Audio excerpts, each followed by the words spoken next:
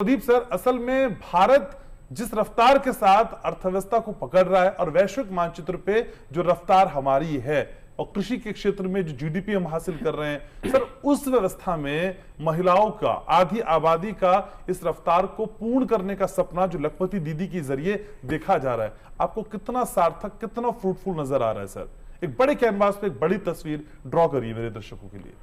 देखिए, मैं ये देख रहा हूँ कि इस समय जो मोदी सरकार है उनकी करीब 28 योजनाएं चल रही है महिलाओं के लिए, अलग अलग। उसमें कहीं उज्ज्वला योजना है, तो कोई मातृत्व योजना है, कोई उनकी शिक्षा के लिए है, कोई स्वास्थ्य के लिए है, कोई उनकी माँ बनने पर है, कुछ छोटी छोटी योजना रोजगार को लेकर भी है, जैसे सिलाई वाली मशीन योजना है, कुछ और है। लेकिन ये पहली योजना ऐसी है जो लखपति दीदी है, जो महिलाओं को आर्थिक शक्ति देगी, जो उनको आत्मनिर्भर बनाएगी। और ये सब बहुत दूर की मोदी जी की दृष्टि है। क्योंकि आप ये देखिए, जितनी भी योजनाएं उनको स्वस्थ रखने के लिए, पढ़ाई रखने के लिए और जो बाकी चीजें उसके लिए हैं, लेकिन एक ही योजना है जो भारत का सपना है, मोदी जी का सपना है विकसित भारत बनाने का 2047 का जी, या जो अभी जो तीसरी अर्थव्यवस्था बनाना है सबसे बड़ी, वो ये योजना उसके अंदर बहुत बड़ी भूमिका निभाएगी। क्योंकि सबसे बड़ी बात यह है कि आप देखिए, ये जो योजना है उन महिलाओं के लिए है जो गांव के अंदर है, किसी के क्षेत्र में है, कम पढ़ी लिखी हैं, जो ज्यादा उनके पास आर्थिक सहायता नहीं है और साधन नहीं है अर्थ के। इसकी जो भी योजना है वही महिला इसकी समूह की सदस्य बन सकती है जी, जिसके घर में कोई सरकारी व्यक्ति नौकरी ना करता हो और जिसकी आमदनी सर, ये मैंने ब्रेक के बाद का मेरा सेगमेंट है, मैं इससे चर्चा करूंगा कि कैसे आप लाभान्वित होते हैं सर। मुझे लेकिन एक पॉलिटिकल व्यू के जरिए समझाइए कि पिछले 7 दशक का रिकॉर्ड और 1 दशक का ये रिकॉर्ड जो महिलाओं के उत्थान की तरफ बढ़ता हुआ दिखाई देता है, तुलनात्मक दृष्टि से अगर हम देखें तो क्या ये 10 साल जो प्रधानमंत्री नरेंद्र मोदी के नेतृत्व में है, पिछले 70 सालों पे कम से कम इस परिप्रेक्ष्य में भारी पड़ते दिखाई देते हैं? बिल्कुल भारी पड़ते दिखाई देते हैं, इसमें कोई शक नहीं है।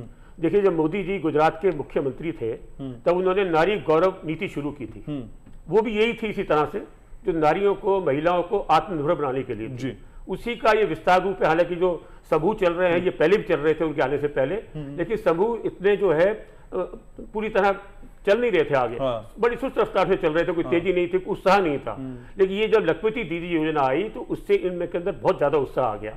इसलिए मैं ये कह रहा हूं कि ये जो विकसित भारत की बात है या तीसरी अर्थव्यवस्था बनाने की बात है, वो इससे जो है होगी और बहुत दूर तक जाती है। क्योंकि आप इस तरह की योजना बनाइए, बाकी मुद्रा योजना है महिलाओं के लिए, उसमें वो रोजगार ले सकती है और जिस तरह और लोग ले सकते हैं महिला भी ले सकती हैं और भी है। लेकिन ये योजना ऐसी है जो बिल्कुल गांव के अंदर है, जो मतलब कृषि के साथ भी जुड़ सकती है और व्यवसाय के साथ भी जुड़ सकती है। जैसे इन्होंने बताया अभी दीदी ने कि वो आप अपना रेस्टोरेंट चला रही है, खाने का वो चला रही है, इस तरह कोई बल्ब बनाए, कोई मशीन बनाए, कोई भी यंत्र बनाए, तो आप ये देखिए उद्योग बढ़ेगा, रोजगार बढ़ेंगे। और उनके साथ जब ये एक लखपति दीदी होती है, जिस तरह बताया 3 लोग इनके साथ हैं, इस तरह एक समूह में जिस तरह 10 या 15 लोगों का जो महिलाओं का एक समूह बनता है, उसके अंदर एक पहले जो प्रमुख है, सखी जो उसकी समूह प्रमुख है, वो उसको ट्रेनिंग दी जाती है। ठीक है, तो ये एक पूरी प्रक्रिया है जिसपे आज हम विस्तार से चर्चा कर रहे हैं। सर, मेरे साथ रहिएगा आप। एक छोटे से ब्रेक के लिए यहाँ रुक रहे हैं, लेकिन जिसका प्रदीप सर ने थोड़ा सा जिक्र भी कर दिया और आपके मन में भी ये ख्याल आ रहा है कि मुझे भी लखपति दीदी बनना है,